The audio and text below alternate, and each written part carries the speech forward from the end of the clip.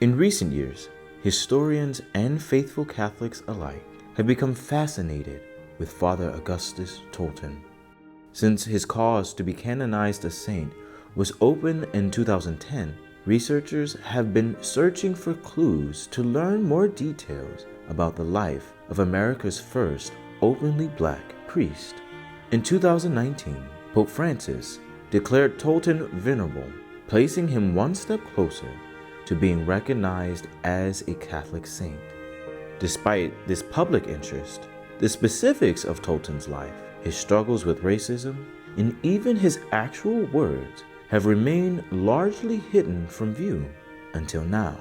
My dear brothers and sisters in Christ, it is good for us to be here today at the grave of the venerable servant of God, Augustus Tolton, to offer the Holy Mass on this 125th anniversary of his death.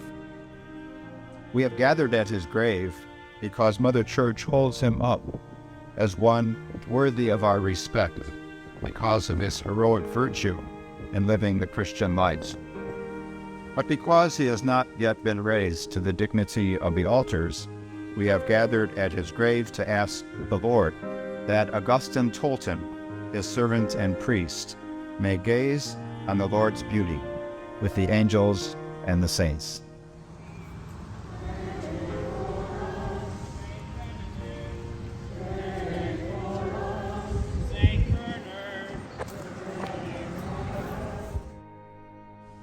We know that Augustine was chastised more than a little throughout his life, and so we gathered today to implore the Lord God not only to bring him to his heavenly home, but also to give us some sign that he has done so, particularly through a miraculous healing attributable to his intercession.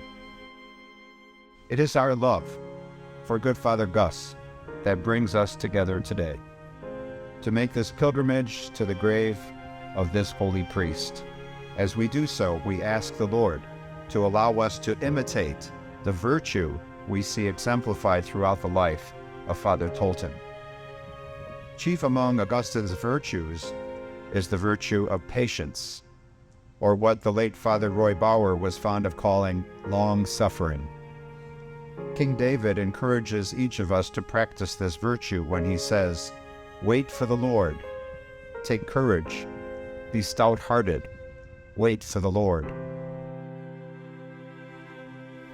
With the help of the foremost experts on Father Augustus Tolton's life, and unprecedented access to letters written by Tolton himself, we'll closely examine the life and spirituality of Father Augustus Tolton, and perhaps see him in a new way.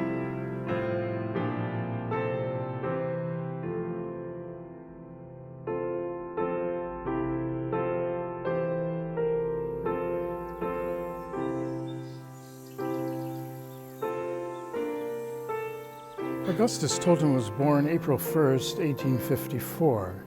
Well, before he was even born, he was a slave because his parents were slaves on this farm in northeast Missouri. He was owned by a Catholic family by the name of Elliott.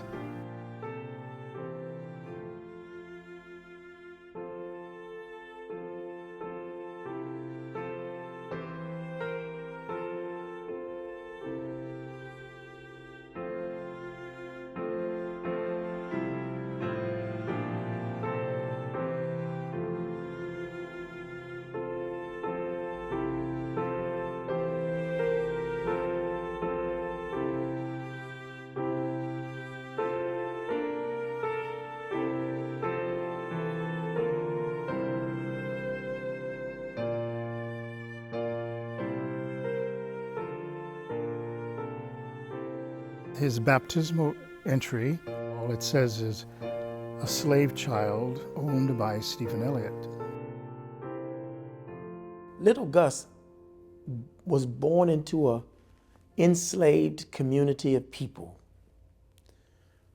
but he was not without hospitality. Where did that hospitality come from? Heaven. God ensured that Martha Jane and Peter Paul could live as husband and wife. That was his parents. Catholic slave owners allowed their enslaved members to marry. Peter was owned on one farm. Martha was owned on another farm. They were allowed to get married. And because they were allowed to live as husband and wife under one roof, they had the warmth of family at the end of the day, no matter how brutal that day was. That's radical. The sun may beat you down, the old foreman on the plantation may come behind you on horseback and rattle you. That old cotton sack may get heavy. Your back may burn from bending to pick that cotton or whatever crop. But at the end of the day, that was still home. His siblings lived in that room. He had a sister named Anne. He had a brother named Jean Benet, and he had another brother. Then Peter Tolton escaped and joined the Union Army. And the story goes that he actually died from illness while he was in the Army. Things get a little bit more dramatic when Stephen Elliott dies and he doesn't have a will. And his mother at the time notices all these dealers coming onto the farm, checking out the price of this and price of that. Stephen Elliott's wife had to sell the farm or divide it up between natural inheritors and others who would purchase this or that, slave machinery, animals, even the slaves. Now, Mother Tolton began hearing stories that the family that owned her were having financial problems and challenges and were probably going to be selling some of their enslaved persons. And so she had the fortitude. Now think of this. This is a mother who had just given birth to a young infant. She also had a 7-year-old, and she had a 10-year-old. Augustus's mother, it seems as if she feared that she could be taken away from her children or her children from her. So she devised this plan to run. Missouri was a slave-holding state. And of course, divided by the Mississippi River, you had Illinois on the other side, which was a free state. So there are many slaves who tried to navigate across the mighty Mississippi River. Some made it, some did not. Some were killed en route to that, some drowned in the river. As you can imagine, it was a daring escape, moving at night and hiding during the day and picking food from fields and shrubs and that sort of thing, and trying to keep a babe in arms quiet, where noise traveled at night. If it wasn't for that daring escape on her part, we never would have heard of him. She ended up in Hannibal, Missouri at one point, and she was accosted by some slave catchers. And almost as if a deus ex machina, God intervening, some Union troops came on the spot and found her with these catchers. Mrs. Elliott had already paid a certain amount of money to a guy by the name of Thompson to go after them and to bring them back. The Union troops had reminded these catchers that they were standing on Union soil at the time, wherever they were standing, and they commandeered the slaves and took them. They took her to the shore of the Mississippi River, and they found this dilapidated boat on the shore with one oar, and they told her, "Ma'am, this is as far as we can go. You have to take it from here." So they put her in the boat with the 3 children, and she began rowing across the Mississippi River. This was at night. But the people who had captured her at Hannibal were not entirely satisfied with what took place. So they began shooting at her with their muskets as she was crossing. And phenomenally, they missed. But she spent the rest of the night rowing until she got to the shore of Illinois. She received further instructions from helpers to get to Quincy. What we do not know is that somehow within that time, in arriving in Quincy, Tolton's older brother passed away, and he became the eldest. Quincy was a town that was kind of pro-slavery and anti-slavery. It was a small black community that was made up largely of escaped slaves, freed people. They arrived on Indian Hill, which is this place in Quincy, Illinois, where freed blacks and former enslaved people knew that they could go to this ghetto of former slaves and find refuge, find somewhere to stay. And when they arrived, one of the elders took them in. We don't know the woman's name. Everybody just refers to her as Big Mama. Radical hospitality again. Who takes in a single woman? We know Anne was still there. We know little Gus was there. And they at least have one of the babies that made it across over in freedom. The other baby was buried and didn't make it to the promised land. She takes in these 3 children and a single mother without question or hesitation. And what's the first thing they do is they say, thank you, but show us where the Catholic Church is. Like many young people, he had certain benefactors and others in Quincy who saw to his education, even though he had a rough path getting educated in Quincy. There were schools that received him and others that rejected him because of his race. The first school was St. Boniface. There was an elementary school attached to the German parish on Main Street in Quincy. Within several months, there was a lot of agitation in the parish, largely on part of the parents of the school children, who complained to the pastor that they could not see their children being educated with this black child in the school. Schoolmates tormented 14-year-old Augustus because he could not read. They mimicked his accent and called him insulting names until he broke out in uncontrollable sobs. The nuns would keep him after school, both to give him extra help and to protect him from the children waiting outside to taunt him. The pastor at that time, Father Schäfermeyer, gave in because the people were actually threatening something of a walkout and not giving their contributions and so forth. So he describes how Tolton's mother came and picked him up from the school with Tolton in tears. In later years, Father Schäfermeyer always spoke with sorrow when telling of the incident. He recalled, I can still see them, mother and son. Mrs. Tolton's arms flung around the boy's shoulders, walking down the sidewalk after we drove them out. After that, his mother put him in a school for which he could only attend seasonally because they were working in a tobacco stemming factory. Many of the farms in that whole area raised tobacco for cigars and cigarettes and that sort of thing. This was a public school, the second school. And Tolton was something of a misfit in the sense that he tended to be older than his peers in the school by reason of his academic preparation. And he smelled of tobacco all the time, this strong smell of nicotine and everything else. So the kids made fun of him. He was bullied, but so she took him out of the school. After these 2 negative school experiences, Tolton spent free time at the newly built St. Peter's Roman Catholic Church in Quincy. Fortunately, the young man was about to be noticed. That was the Irish parish at that time, and it was pastored by Father Peter McGeer. And one day, as the story goes, he found Tolton outside, just staring up, looking at the church. I guess he found it a marvelous edifice. Father Peter came out and inquired about him. Tolton apparently told him he was not in school. So that surprised Father McGeer. Father McGeer took him home and had a conversation with his mother.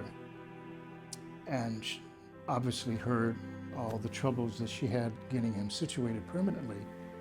Father McGeer offered to Mrs. Tolton to let him come to St. Peter's. And Father McGeer promised that if there's any trouble, he would handle it. As long as I was in that school, I was safe. Everyone was kind to me. I learned the alphabet, spelling, reading, and arithmetic. Sister Herlinda was one of the ones who tutored Tolton in between the fiascos with the school. And she and a couple other sisters brought Tolton up with the basics when it came to preparing a young child for language arts and spelling and writing and so forth. I was a poor slave boy, but the priests of the church did not disdain me. It was through one of them that I stand before you this day. It was through the direction of a sister of Notre Dame, Sister Herlinda, that I learned to interpret the 10 Commandments. And then I also beheld for the first time the glimmering light of truth and the majesty of the church. So that opened up the world to Tolton. He began going to school, getting all his lessons, and eventually making his first Holy Communion and confirmation. In a record, likely written as part of Tolton's later application to seminary, Father Peter McGurr wrote, I hereby certify that Augustus Tolton received his first Holy Communion and the sacrament of confirmation in St. Peter's Church, Quincy, on the 12th day of June, being the Feast of the Holy Trinity, 1870. Making his first Holy Communion and confirmation, he was able to become an altar server. And also during that time, he had something of a part-time job as a custodian of the church, during which time it was noticed that he was found simply praying in the church, which gives an indication that there was something spontaneously spiritual about him. And that eventually paved the way for the consideration of him possibly having a vocation to religious life. I think he knew what priesthood was about by observing those around him, but he had never seen one like himself. What we did find is a kind of a wonderment on his part as to why his priest and sister tutors thought he would make it as a priest. And no seminary in those days in this country would take a black student. That was just the fact. To do so compromised their position with benefactors and their reputation with the larger society. He was given a scholarship to attend Francis Solano College to accomplish an undergraduate education there and to continue his preparation for hopefully entering the seminary. But no one knew at that time how strenuous an effort that would be, trying to find a seminary for him. So he excelled in his college studies. He was known to be near the top of his class by the time he finished St. Francis. There were a couple priests who started him out with studies in theology and scripture and those kinds of things to prepare him, hoping and expecting eventually to find a seminary for him. If I were a priest, I could do so much more for our people. We should have a church for the Negroes, a church we could call our own. If I were a priest, I could bring them forgiveness and grace and strength. I could help people become better.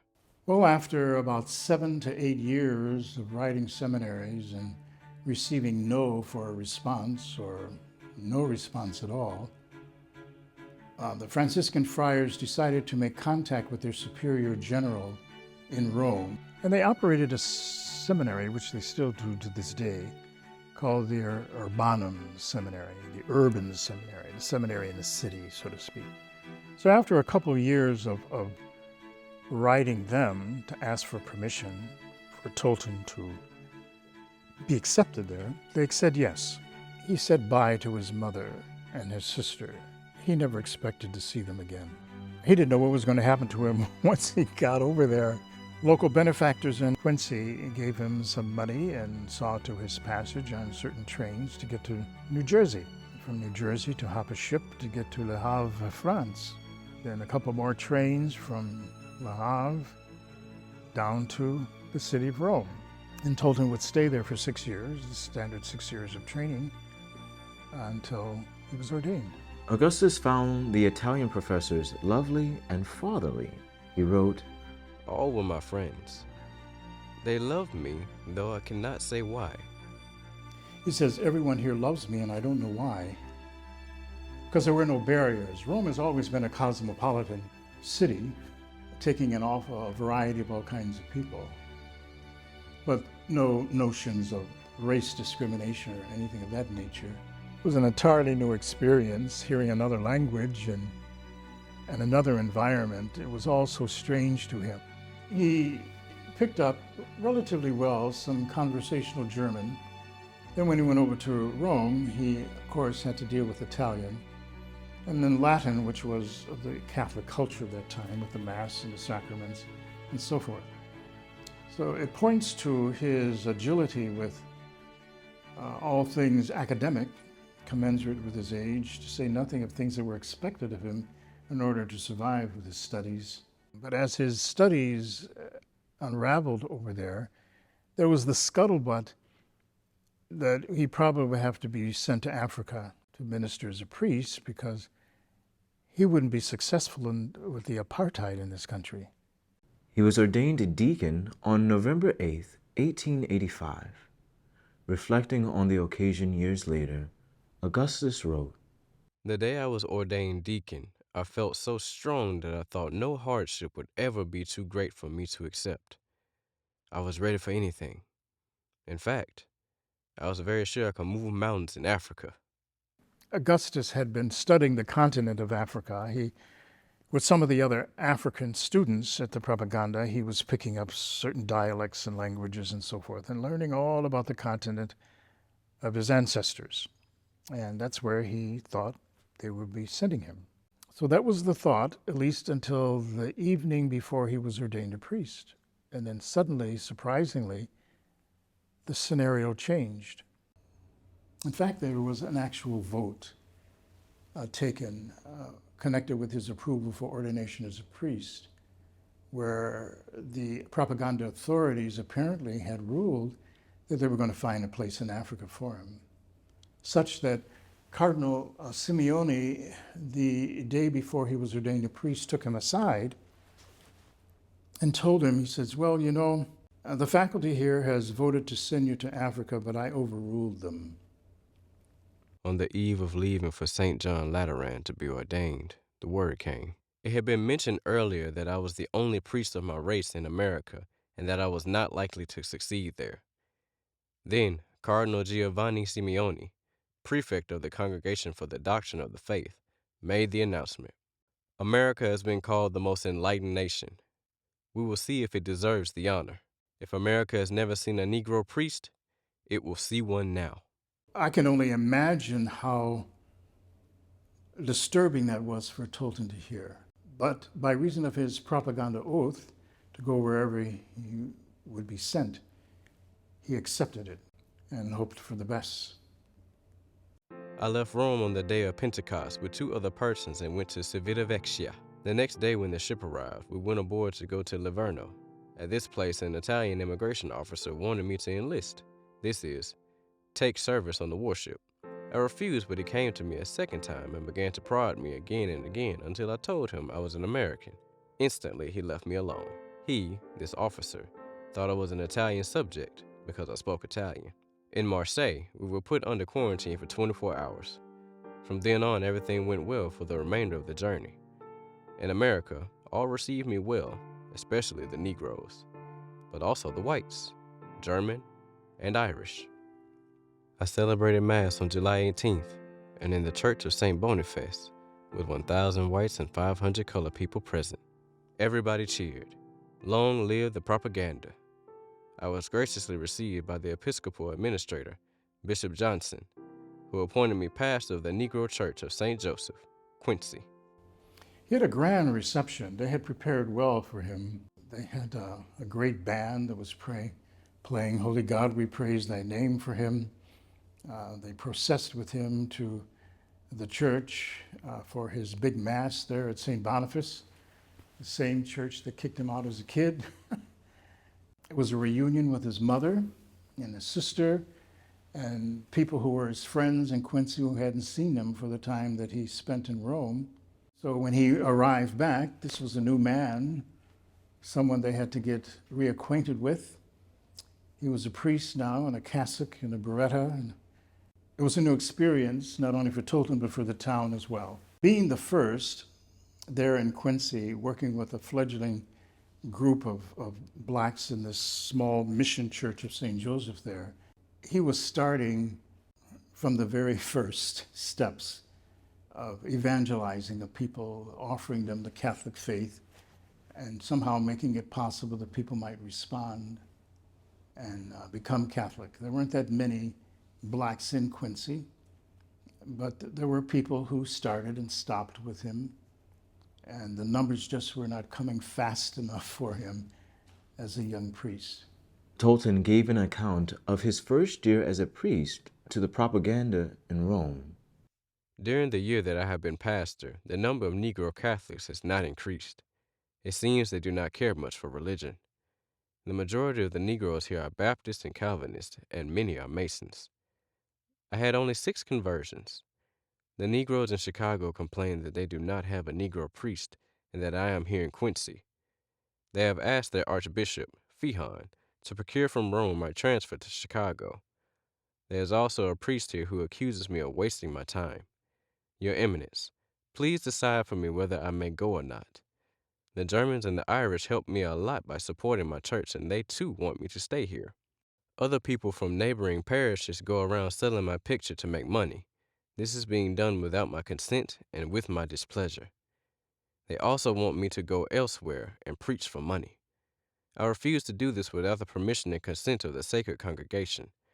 I am satisfied to work here in Quincy. Wherever he appeared, there usually was some reporter who found him a novel piece of news. We have innumerable newspaper clippings about him all across the country, almost like a diary that Tolton never wrote for himself, but the newspapers kept after him. And people found him something of a refreshing alternative even to some of the ministers who were around in Quincy at that time. Obviously, he was a novelty. He was new, a young upstart, and so forth. And I think there was that little jealousy factored in there, that here was a popular man who somehow were taking our people away for his own church, which was quite an exaggeration. And then the scenario changes again. Once the parting was over with, then the true nature of things comes forward, surfaces to slap him in the face. A priest by the name of Michael Weiss found out that certain of his parishioners were attending Tolton's masses. In no uncertain terms, he would inform these white parishioners and other whites in town to stay away from that using the N-word church and that N-word priest. He also publicly declared that money put into the collection basket by white people at St. Joseph's, in reality, belonged to the white parishes.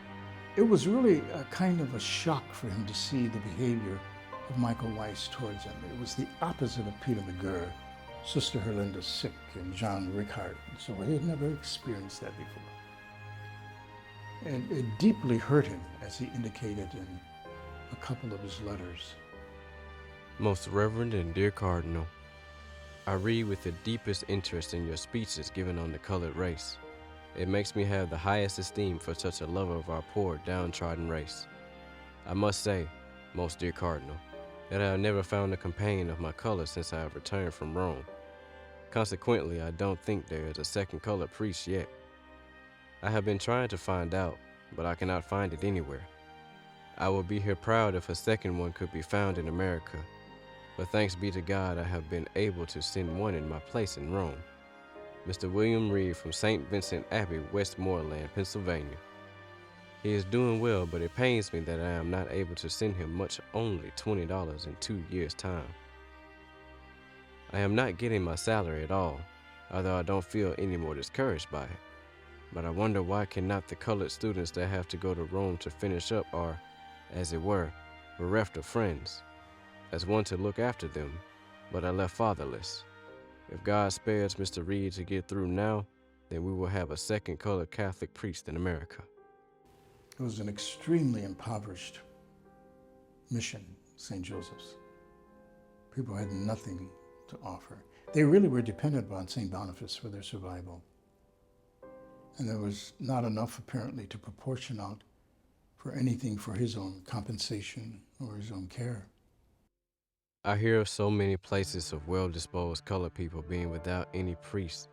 Sometimes I really wish I could go to all of them, but I am alone, have been working hard in Quincy to get these colored people, but all in vain. So far 2 years, hard work, but the grace of God is wanting, then they are ill-disposed. I have only 31 souls in all, mostly women. Of course, must work many ways to keep them from going astray. But now it happens that I am drawing all the white people here from 1 to 200 whites attending regularly. That is fine for me, but it causes a little jealous feeling among other neighboring brother priests. Of course, they say the white people have white priests enough without going to the Negro, or as they say, N-word priest. This caused a little disturbance among the few colored people to hear that impudent remark. I just heard lately that you had written here to ask me to give you a call out at Baltimore. I must say, Most Reverend Father, I never knew anything about the invitation till here lately. The priests here knew well that I would come out there if they had informed me shortly after my arrival. I can say this much, Most Reverend Father, that at first the priests have rejoiced at my arrival. Now they wished I were away because too many white people come down to my church from other parishes. I am sorry, of course, but I can't drive them away. The white people in this little gem city of Quincy, Illinois are really good-hearted, charitable, and non-prejudicial. No feelings of bitterness at all against a man on account of complexion, and this has been the same everywhere. I am inspired the white people all came to see me and hear me. I wish sometimes that I were among a good colored congregation just as I were in St. Louis, Missouri. A short time ago, one could see there what a priest of color can do with his own people. They have been begging me to come to Cincinnati, but now as I have a new bishop, I must remain quietly until he says for me to go. I would like indeed to get into a better field than what I have here in Quincy, Illinois. Bishop J. Ryan is an excellent bishop, and I am glad of it, proud of him, but sad over the horrible condition of the colored people here. Most Reverend, this is the first effort to write to you, but I hope that I will not be intruding on your good nature, and I hope also that there will be more priests of color in America soon. I am your true friend, A. Tolton, pastor of St. Joseph's Colored, Quincy, Illinois. Write if you have leisure, if you please. I must have some encouraging words from you. One of the stories about Father Tolton was that after he had been ordained and he was a pastor at St. Joseph's Parish in Quincy, Illinois, that many of the priests in the area, the white priests in the area, were very upset because their white parishioners were going to Father Augustus Tolton's parish because he was known as a great preacher. And so they told him that you need to make sure that these parishioners are not coming to your parish. And one of the things that he said, is quoted as saying, is that he thought the doors of the Catholic Church were open to all. And so he really was one of the first, if you think of it, and that's the first to have, to celebrate Mass for people who were black, for people who were white.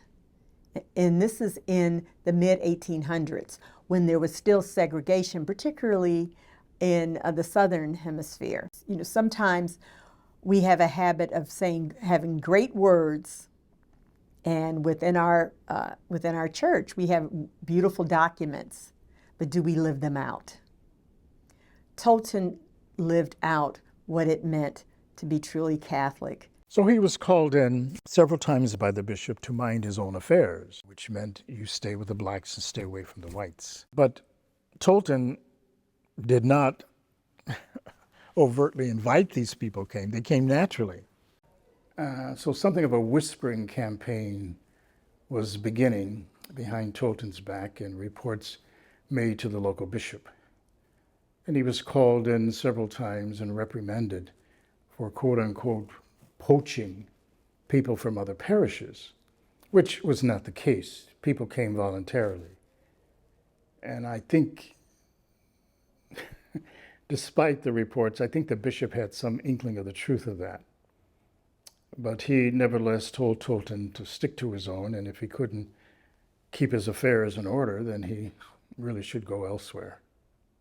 Concerned with the scandal of his brother priest's behavior, Tolton confided his situation in a letter to Father Slattery of the Josephite Fathers. These facts I have kept hidden through fear of it greatly injuring the success of the mission among the colored race. When the door was closed and he was having his personal conversation with God, he may have been like Job. He may have ranted and raved, but he knew that the public face of ministry, what was the public face of his public face was one where he did not complain, because I truly believe that he felt that the weight of the black race, or at that time the term Negro, the colored race, was on his shoulders. Tolton felt the weight of many eyes looking at him. And he knew that how he lived and how he responded would impact those who came after him, whether there would be any other black priest. Because he, in many ways, was the test. Can a black man become a Roman Catholic priest? The question for many during that time was whether there was a stereotype of blackness and chastity. Could he remain chaste? Was he holy enough? Father Weiss was the dean of the area. Apparently, when he reported to the bishop about the Quincy deanery, he wasn't so complimentary about Father Tolton. He narrated all these negatives about him. Moving up to the point where the bishop said in no uncertain terms, in response to a letter he had received from Rome, who were asking questions, what's going on with Tolton? Why is this not working? The bishop sent back a rather terse response saying that it's not possible for Tolton to create a ministry here amongst blacks.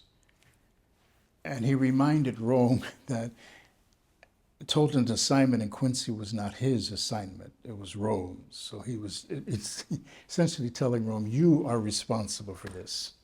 And that Tolton is expecting something that's just not possible here, to create a church for blacks. He married a couple who the mother was a rich donor. She gave many thousands of dollars to the Catholic Church. And she was against her daughter marrying this young man. And she had told all the priests in the area, do not marry this couple.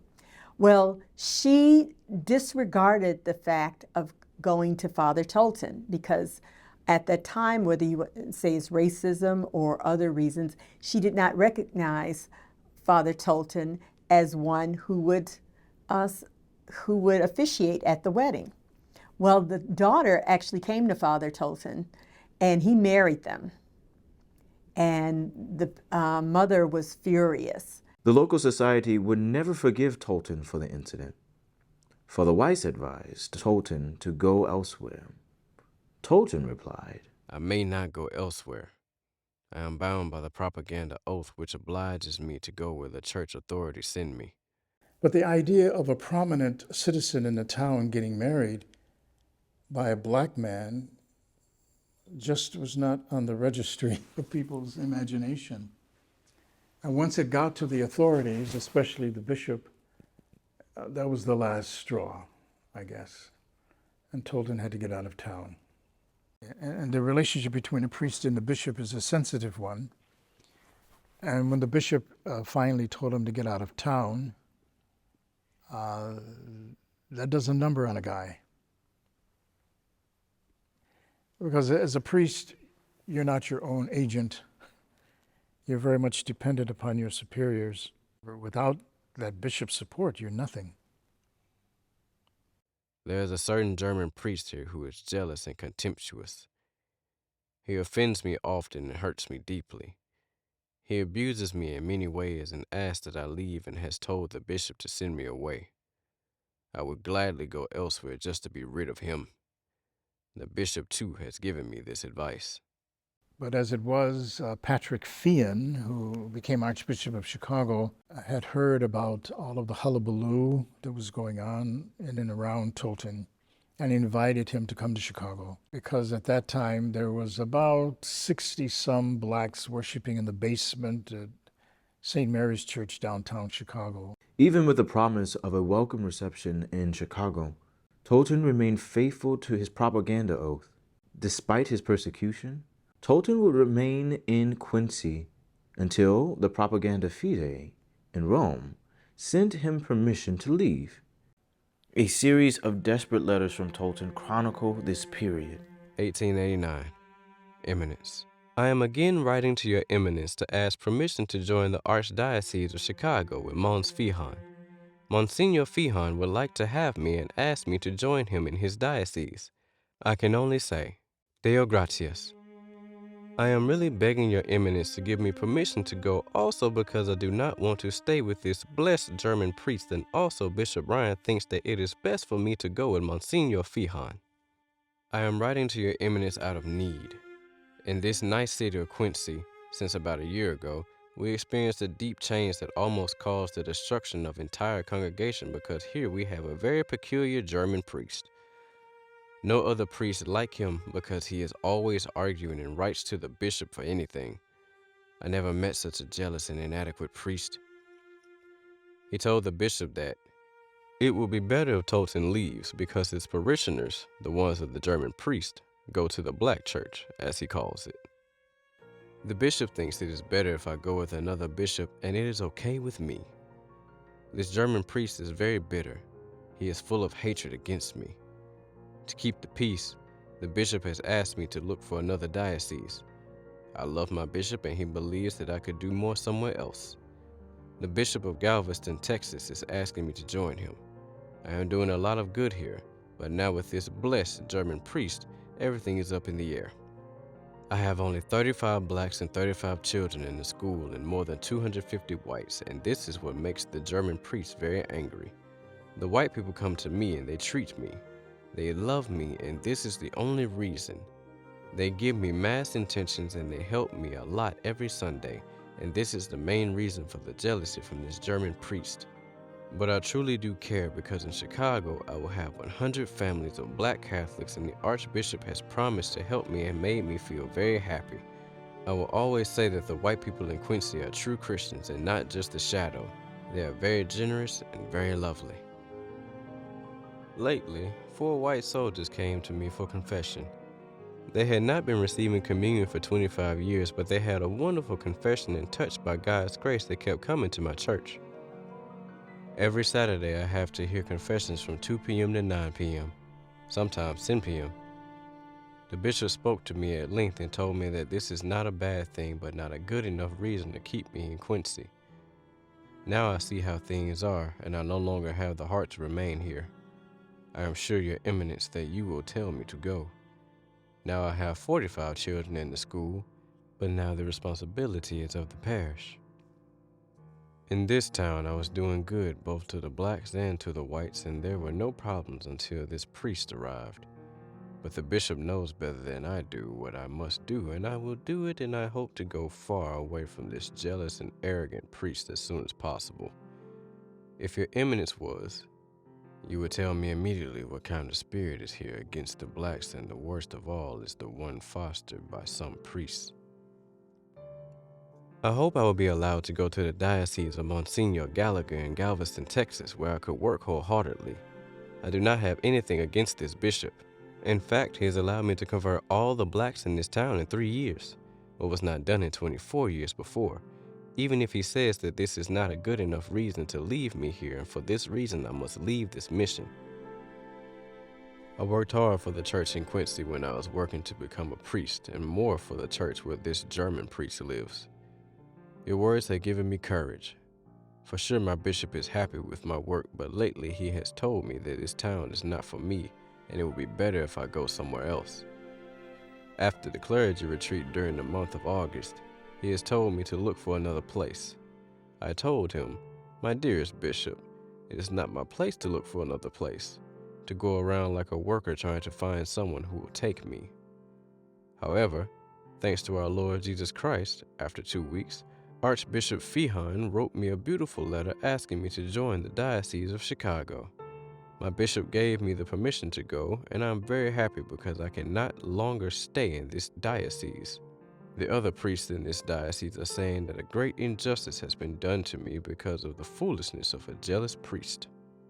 Monsignor Fr wrote me to ask my bishop the permission to go to Chicago. I am very happy. I baptized 19 converts and they were going to be in Chicago. There will never be a black congregation in the diocese because of 2 or 3. My dearest Eminence, I have already the permission from Monsignor Fr to come as soon as possible. At that point, I will be out of the persecution from this priest. And then he says that he cannot do anything with his people because they all go to the black church. I cannot deny that many come to my church, but they come from all over the town and not just from his church, and this is what all the other parishes are saying. But he says that if it was not for this, my people would go to their church. There are 5 other churches in this town, and for this reason, he has no reason to say this. I think this is a case of jealousy and nothing else, and for this reason, the farther I can be, the better. Not just for me. For this reason, Your Eminence will let me go to Chicago, because this is the will of my bishop, of the Archbishop of Chicago, and of the black community in Chicago who do not have a priest who cares for them. They went to the Archbishop asking him why they could not have Augustus Tolton as our priest. The bishop agreed and promised to write to me to come to Chicago with the permission of my bishop and a propaganda fide. This is why I write so often. I pray that the Lord will give me the grace to go to Chicago to work among 27,000 blacks without a church and without a shepherd. Signed, Augustus Tolton, Quincy, Illinois. He had already started looking around for other dioceses. The Twin Cities was one. Texas, Galveston was another. And then there was Chicago. But he just couldn't pick up and leave on his own. He had to get permission to do so. A letter obtained from the archives of Propaganda Fide in Rome gives testament to Tolton's desperation. I beg you, give me permission to go to the Diocese of Chicago. It is not possible for me to remain here any longer with this German priest. On October 7th, Tolton made yet another appeal to Rome. The bishop appreciates my work, but he told me that this is not the appropriate place for me, and he has advised me to go elsewhere. Meanwhile, Bishop Fr has invited me to Chicago, and the Bishop of Alton has given his consent. There are 19 Negroes here whom I have baptized, and they will follow me to Chicago. I will go at once, as soon as I have received your consent. I think I will need to leave here before I get an answer, and hope and live in the anticipation that you will give me permission. I am glad to go on account of the jealousy of this German priest who continues to persecute me. The white people here like me very much. When they bullied him as a child, he loved them anyway. When the priests of his day, the white priest, was jealous, bigoted, racist in their approach, he loved them anyway. He never complains about that which was thrown at him. He always works at giving back love in a fraternal way. There is no way you can be nailed with the nail of racism and then in this hand be nailed with jealousy, and at your feet you have the history and trauma of being bullied without saying, "Father, forgive them, for they know not what they do." It's the beauty of God's passion come to life in his spirituality. You know, we say we can endure, but how do we do it? And he shows us how to endure. Now, that doesn't mean he stands there and get beat up by the bully. Doesn't mean that he gets beat up by the racist. What he does do is, according to the gospel, when they didn't want to hear what he had to say or didn't want to live with him out of love, he shook the dust from his feet and moved on. And given the postal system at that time, where mail had to go across the ocean on a ship and then come back and so forth and so on, so it took a while to get that permission, and Rome finally told him, just pack your things and leave. At last, Tolton received the answer he had been waiting for. The Propaganda Fide wrote, "If the two bishops concur in giving their approval, go at once. The permission of the propaganda is not required for your transfer to Chicago. Just go at once." It must have been a moment of exhilaration and relief for him. To be able to, I'm sure he must have missed the people in Quincy. I mean, that was his training ground ever since he was a boy. And then having to leave must have really drug on his heart. Tolton soon departed for Chicago. There, his ministry began in a basement of St. Mary's Church, where he ministered to a small congregation.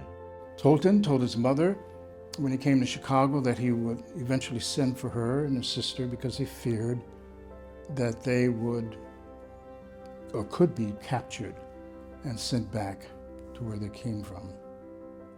When he first arrived in Chicago, he had a one-room, what we would call today an efficiency or less, that he lived in for a while until they found another place for him where he could bring his mother and sister.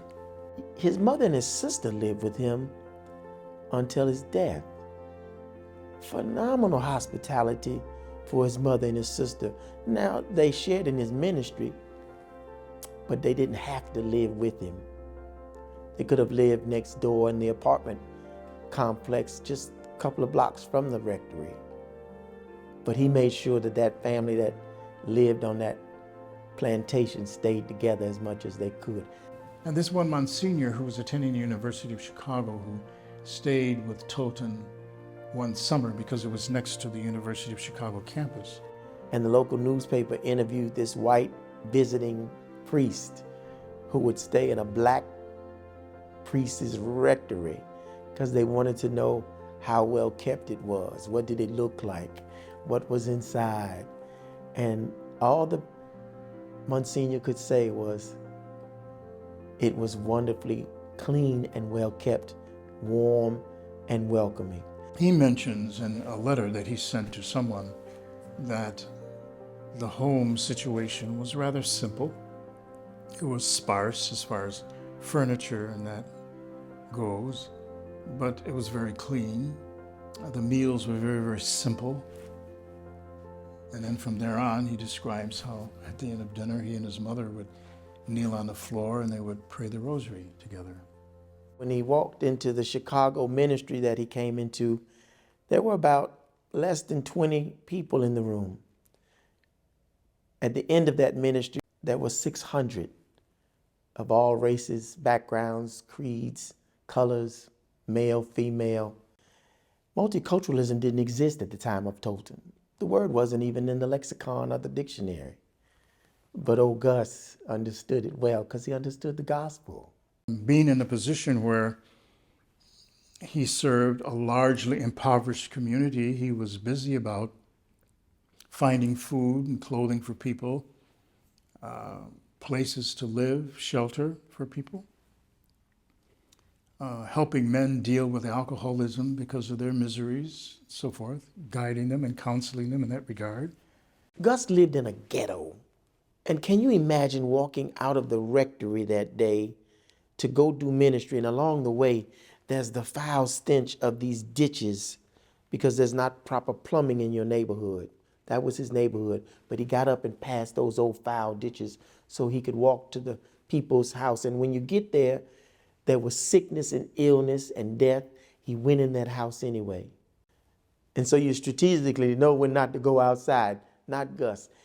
Despite his ill health, despite him having to live in the ghetto of the Chicago South Side, despite him having lack of funds, he got up every morning and went and stayed at the bedside of the dying.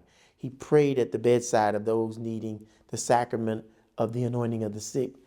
He prayed in places and built churches and storefronts so that they could one day have a place to worship they could call their own, and not some storefront or not some basement space, but a church worthy of the majesty of the celebration of the Eucharist.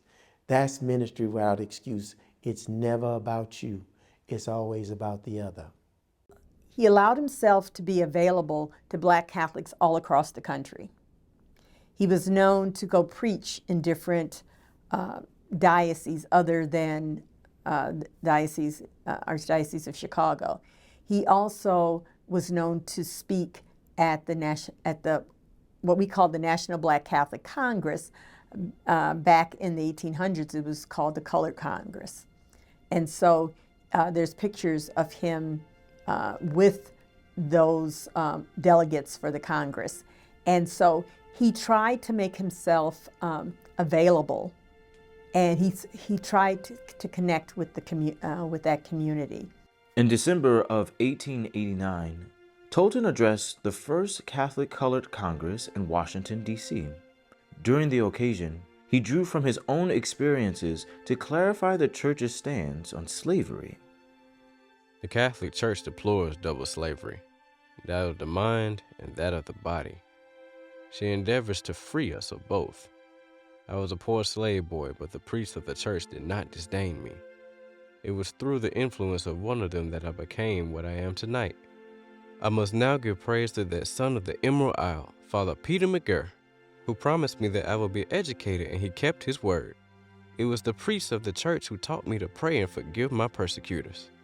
When I was admitted to the College of Propaganda, I found out that I was not the only black man there. There were students from Africa, China, Japan, and other parts of the world. The church, which knows and makes no distinction in race and color, had called them all.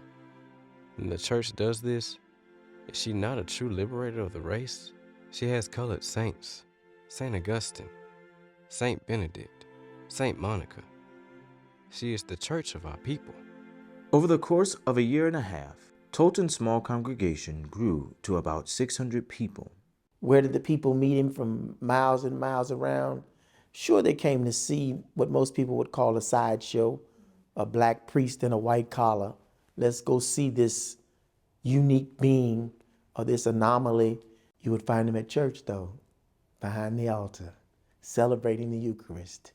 To be a Eucharistic being means that you have to first and foremost believe that the Eucharist is the source and summit of our faith, and that everything begins there. Tolton believed that in his priestly self, in his baptismal priesthood, and his ordained priesthood. He gives us an example of how it has to become a very part of our entire being so that we live a consistent and constant life of love that the Eucharist brings. He celebrated Mass daily. That was the first beautiful thing about his life. You could always find him at the table of the Lord. Beautifully enough, you always see him inviting others to that table. He traveled around the country. What did he do? Celebrate Mass. As his congregation grew, Tolton's already heavy workload only increased. In a letter to his friend, Father Slattery, Tolton describes his state of mind. My dearest friend and Father Slattery, Reverend and dear friend, your letter has been just received and contents thoughtfully read.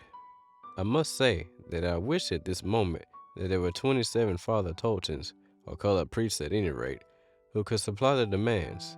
27 letters at this moment asking me to come and lecture, come and give my kind assistance, all of them speaking in the same light. Yourself and Father McDermott's letters are of some weight, I must confess. But now, Father Slattery, what a grand thing it would be if I were only a traveling missionary to go to all of the places that are called for me, or what a grand thing if I were a Josephite belonging to your rank of missionaries. I could then get over America and accomplish something. But here also I am hard at work. I have 270 souls to work among here, 400 families, and have just secured a site in which to erect a church as soon as we have the means to begin one. So you see, I am pushed now and a lot on the brain. I had to refuse going to St. Paul because I had too much to do going around getting up the names of my people and organizing a parish for those poor people here who had been left in a bag with both ends open, if I must say it, and the Irish bishop has given them all up to me. He is an elegant bishop. I love him. But I promise you, Father Slattery, that if any jealousies arise here among the priests at my success like in Quincy, I will put all my books in the trunk and come right there to Baltimore and put myself in the hands of Father Leeson. Then I know that I will be protected in America. I was having too good a success in Quincy, and the Dutch priest could not stand it. Of course, I left for more peace sake than anything else. I wrote to Rome first and got the cardinal's consent to come to Irish Bishop Fihans. I think I am safe now, thanks be to God. So I being a new hand here in this diocese, I don't think it would be very wise of me going off now to different places that have called for me. I have only been here 4 weeks. If you write to the Irish bishop, I don't care if he says go, I will go, but he doesn't want me to slight these people here, so let all write to him and not to me, and I will obey. Your friend, A. Tolton. Then the Archbishop invited him to consider laying plans for a church for Black Catholics. Such an undertaking would require a tremendous amount of funding. Father Tolton soon began fundraising. Catherine Drexel was a socialite from Philadelphia, comes from a very wealthy family. They were bankers. When her parents died, they left the daughters a large fortune. She used her fortune to somehow help what she observed to be the impoverished situation of Native Americans and Blacks. And she spent her life building schools and churches and convents for those two groups of people. So he kind of threw the dart at the board. He didn't know that much about her other than the fact she was known to be a philanthropist.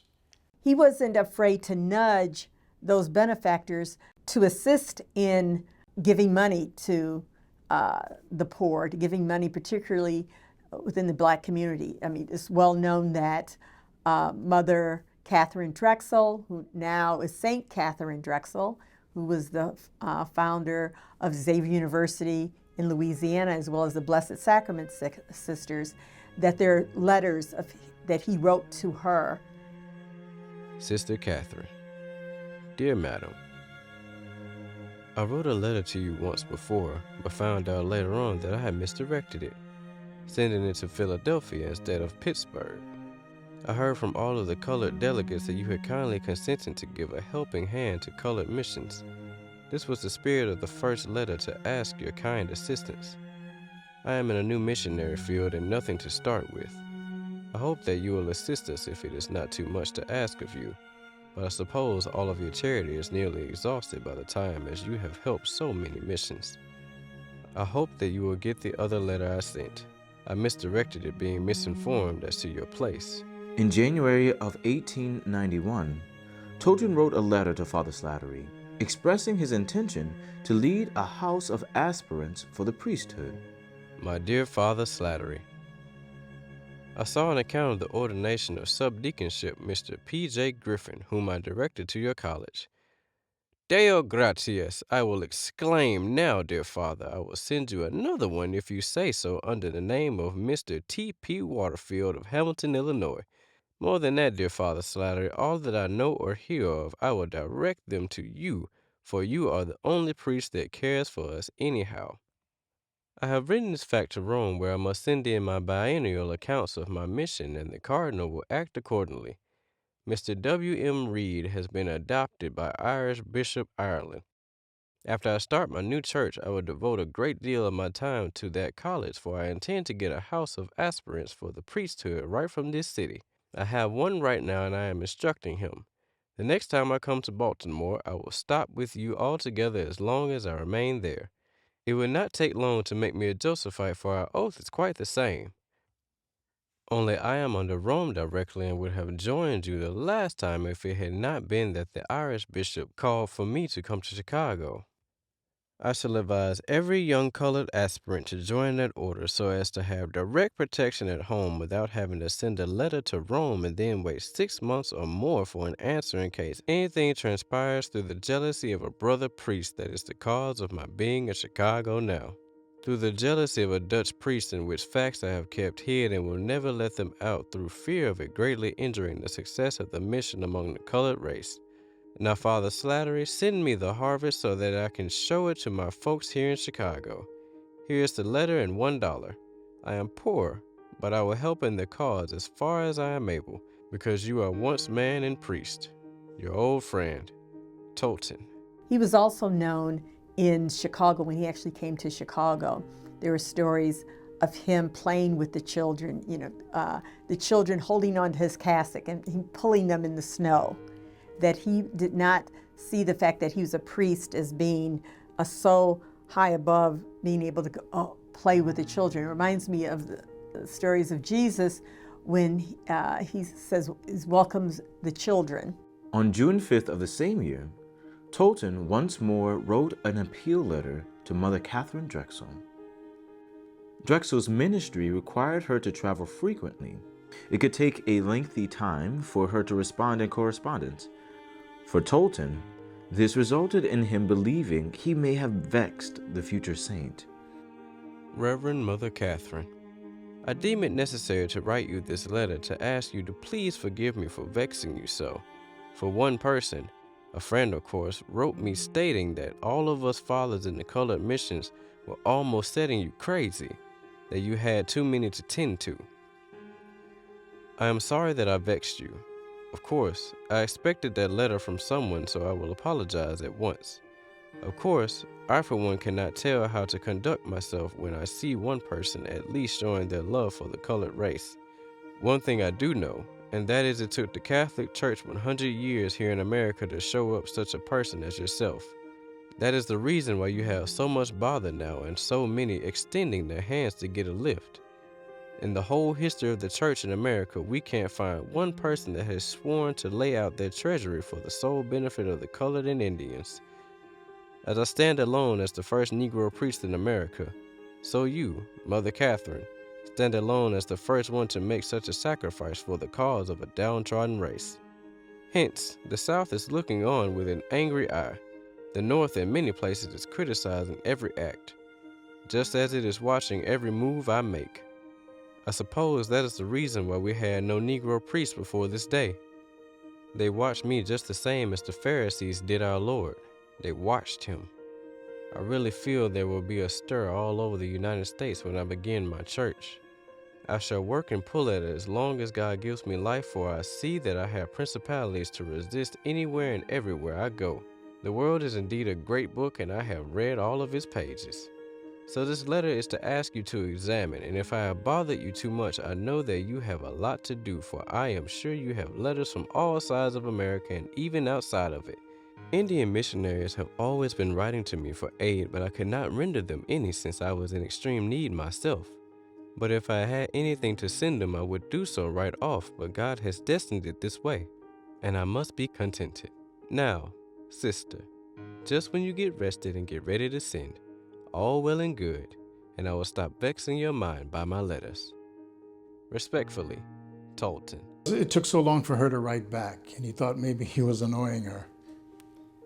And I think he realized that there were many people tugging on her habit, as it were, for help. A handwritten letter located in the archives of the Blessed Sacrament Sisters in Bensalem, Pennsylvania, indicates that Drexel sent Tolton a donation of $100.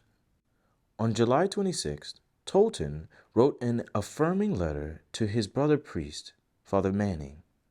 My most beloved Father Manning, you are among the number of fathers for whom I have a burning heart, for you were not ashamed of your black brother.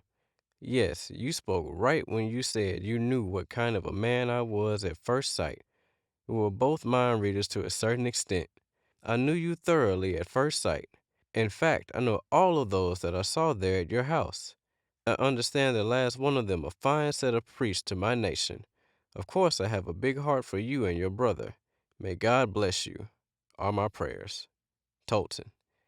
On August 18th, 1891, Tolton wrote a brief account that references the laying of the cornerstone of St. Monica Church, and in particular, the kindness of Archbishop Patrick Feehan. Mr. McCracken here is an example superlative. Not many days have a Roman Catholic bishop in his robes at a cornerstone laying saw a little colored child in the crowd pick it up in his arms and kissed it before a multitude of 3,000. Real spirit of Jesus Christ shown in the Catholic Church by a bishop. Comparative, all of the Methodist bishops and preachers on seeing a colored man come in a white church and offer a letter of acceptance after an untimely and uncalled for conference concluded saying, McCracken isn't in it. Make your own conclusion. Reverend A. Tolton, Chicago. I would not care to be in it. Such letters came to me often, but I am not in it myself. I don't wish to meddle with neither it nor them. Although it's unclear if Tolton ever met Mother Catherine Drexel in person, the two developed a friendship and a camaraderie. They became distant friends with each other, and she eventually sent her sisters on mission to Chicago to teach in the school at St. Monica's, and they remained at St. Elizabeth's until, 1998, 99, 2000. They were still in Chicago, as Blessed Sacrament Sisters. She founded a religious order to minister amongst the Native Americans and the blacks. On May 12, 1897, Tolton wrote his final letter that historians are aware of. It was to his friend, Mother Catherine Drexel. May 12th, 1897. My dear Mother Catherine, I am quite sure that you are bothered considerably now, attending your own work and arranging matters for your new order, which I am sure will be a blessing to our entire race. Father Stephen asked me last week if I had written a letter. I told him I did. Then he says, write again.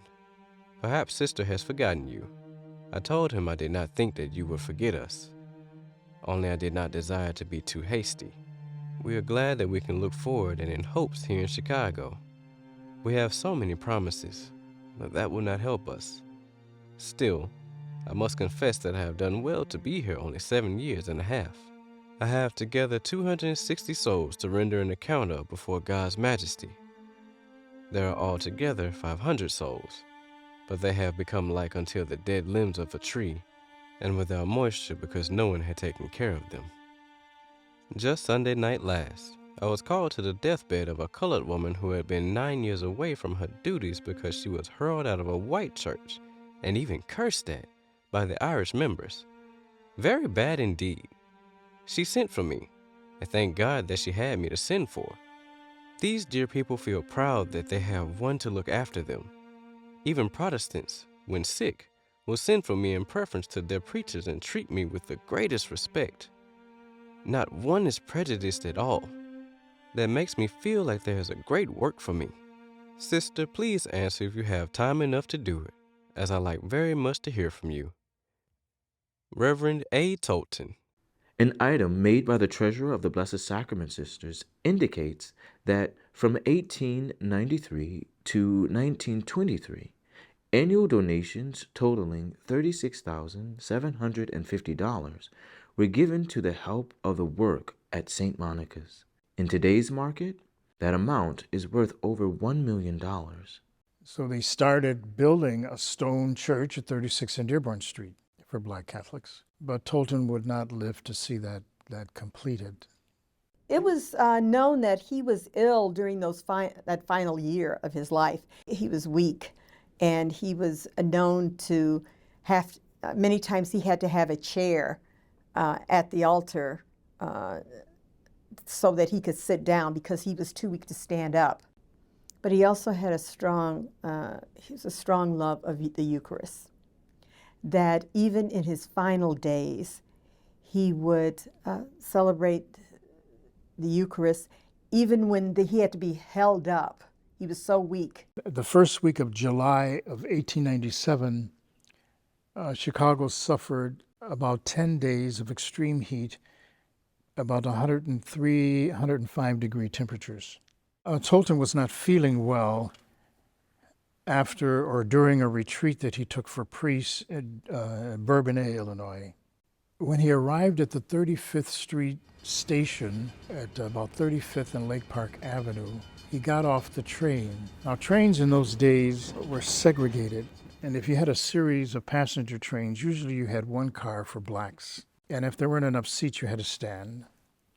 There was no air conditioning or fans in those days because there was no electricity. So when he got off the train, he was already overcome by this whole thing of heat, and traveling on this train from Bourbonnais, Illinois into Chicago, which was 60, 70 some odd miles.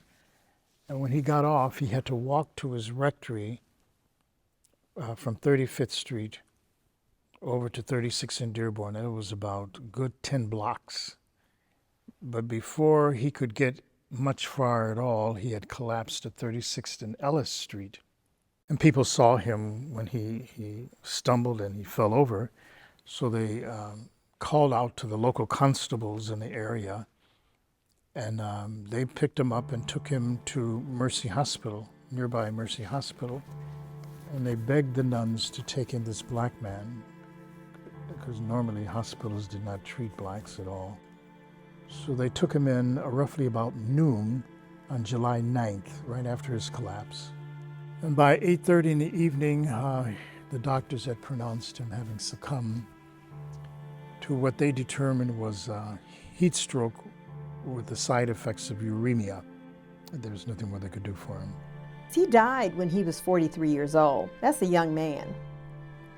And I really sometimes wonder if just the weight of being the only black priest in the United States, of being isolated, of knowing that there are people who do not want you to minister to them, who do not think that you are qualified to be a priest. I also think that the emotional strain that he experienced over his lifetime also hurried his death.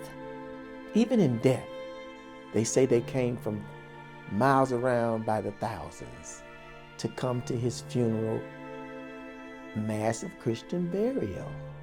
So from his very day of baptism in that little old church to that day of funeralization, this man could be found at the altar. To be a Eucharistic being means that we actually become that which we consume. That's the beauty of his life. There's no mistake about it. He was a Eucharistic being. I believe most people who are attached to his story or inspired by it see him as not only the first link in a long chain of the African American Catholic experience, but a model of Christian life, a model of a Christian who lived some of the darker experiences of life and comes out at the end with his faith and his hope and his love intact. He could have become embittered, he could have left the church, he could have done all kinds of things, but he hung in there. He kept his composure. He had a pastoral heart that I think was noticeable by people, black or white. But what is hard for him being a priest in that time in the history of this country, in the history of our church, because our country and our church were very ambivalent about the presence or the participation, the existence of black people. We never processed that well. We still struggle with it. We have nothing left behind materially of Father Tolton. When we opened up his grave in 2016, his body was pretty much there, skeleton-wise. It was intact. The earth did its job of enveloping him. The contents of the coffin is there. The Bishop of Springfield decided that we would reinter him and reinvest him in a new set of vestments and put him in a new coffin, which we did, a silver coffin, and then another coffin, the contents of what was the coffin. We started out with prayer, and then at the point where the archaeologists and anthropologists begin using brushes and spatulas for what is remaining, because you don't know what is going to begin surfacing. or how minute it could be the part of a person's finger that suddenly you find there, so you can't use those big shovels anymore. So they began painstakingly, almost like with a toothbrush. It's that detailed. And then we began seeing his skull. And that's where, for me, emotionally, where it began stirring up, because here you're meeting Tolton for the first time, practically face to face. And they keep scraping and brushing and scraping and brushing. And then you see his face there, and you see a gold tooth that he had. Some dental work back then and there. And they painstakingly put these in receptacles, and then they are examined by the forensic people who were there. And they began looking at the bones and studying them, and they find that, oh my God, these bones are representative of an African-American male who died somewhere in his 40s. We didn't expect to find much in his grave beyond him, because it was well over 100 and some years. And in those days, they did not use vaults for burying. He had a wooden coffin, it was glass top. And obviously, as the earth settles and so forth, it all collapsed. But collapsed in the sense that it contained pretty much everything. There was a portion of his Roman collar that was there, and some buttons from his cassock, and some material from the inside of what his cassock was. A couple rosaries, and the crucifix that was on top of the coffin, and there was another one apparently that was inside the coffin that more than likely was in his hands. Triumph over tragedy means that the journey continues, and you absolutely know what the destination is: heaven. Gus just wanted to stand in front of the beatific vision one day. Some of us, in our tragedies, allow despair to have the last word, or death to have the last word, or depression to have the last word. Gus never let anything but the gospel have the last word. And that gospel said that if we were faithful, despite the tragedy, the resurrection would come. In June of 2019, the Pope declared him venerable. If he is beatified, I think it would take the existential experience of Black Catholics and place it alongside other ethnicities who have had saints. I think he would be an inspiration for young people, especially young African-American Catholics. But he was the first, and I think he made it possible for the rest of us. He paved the way for how we might be able to handle life and all of its joys as well as its sorrows. And we believe he did it reasonably well. So he's worth remembering and he's worth imitating. You notice one of the pictures of him, the picture was taken about a year before he died. You look closely at the cassock. It's a hand-me-down. The bottom portion of it taken from some other cassock that probably was a patch from a worn-out cassock that he had worn out. He never acquired anything for himself, never built up anything for himself. It was all an outpouring of himself to others. Well, the cross of Jesus looms large, and even though it's a troublesome image to look at, it's the image of the Christian faith. And Jesus told us, he hinted at us that in order to be his disciple, we would have to bear our cross after him. That is ever so eloquent in Tolton's life, bearing a cross that was rather heavy. His strength came from his own spiritual practices, the depth of his spirituality. And I truly believe that the Holy Spirit gave him the strength to endure suffering. It all of his spirituality, no matter what you're talking about, whether it can be this paternal love, this radical hospitality, it can be the Eucharistic being, it can be the multiculturalism, it can be the suffering servant, it can be ministry without excuse. All of it points to becoming and living out the gospel of Jesus Christ. If Father Augustus Tolton was declared a saint, I think particularly for